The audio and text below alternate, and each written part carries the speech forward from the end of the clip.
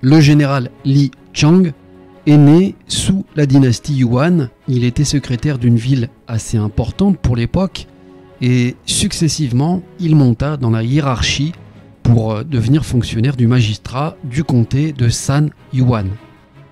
Il avait acquis une très belle réputation qui faisait de lui un homme respecté et admiré de tous pour sa droiture, son honnêteté, sa tolérance, sa bienveillance, sa piété filiale et sa perspicacité à l'égard des affaires qu'il traitait.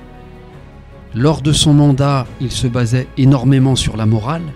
Il était même allé jusqu'à suspendre le droit pénal pour plaider lui-même dans les litiges civils, de manière à ce que les deux parties fassent des concessions et se réconcilient eux-mêmes par la raison. Il a encouragé l'agriculture à se développer davantage et quand venait le moment de payer l'impôt, il restait juste et équitable en prenant soin de répartir en fonction du niveau de revenus de son peuple.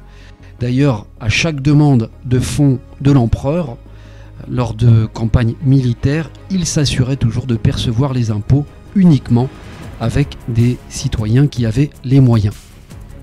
C'était également un homme de caractère qui n'a pas hésité une seule seconde à se débarrasser des officiers comme des soldats qu'il jugeait sans scrupules et sans honneur pour justement bâtir une armée digne de loyauté et incorruptible.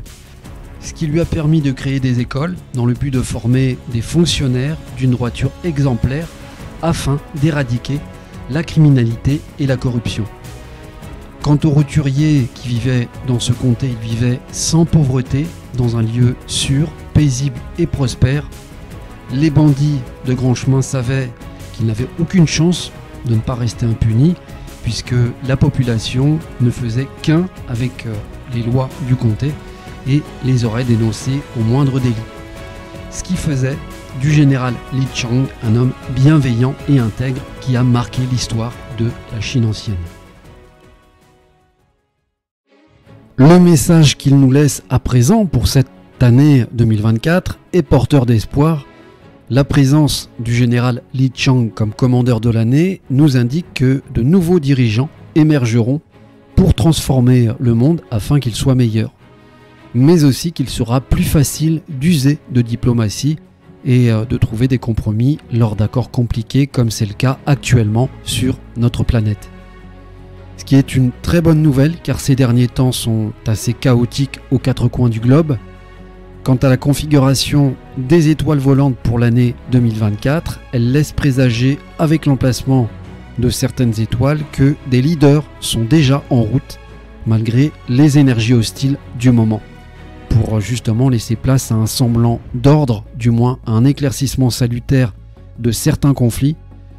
Cela laisse penser qu'il ne suffirait pas de grand-chose en fait pour que certaines situations délicates s'inversent, contrairement à ce que l'on pourrait penser à l'heure actuelle, ce qui est plutôt très positif.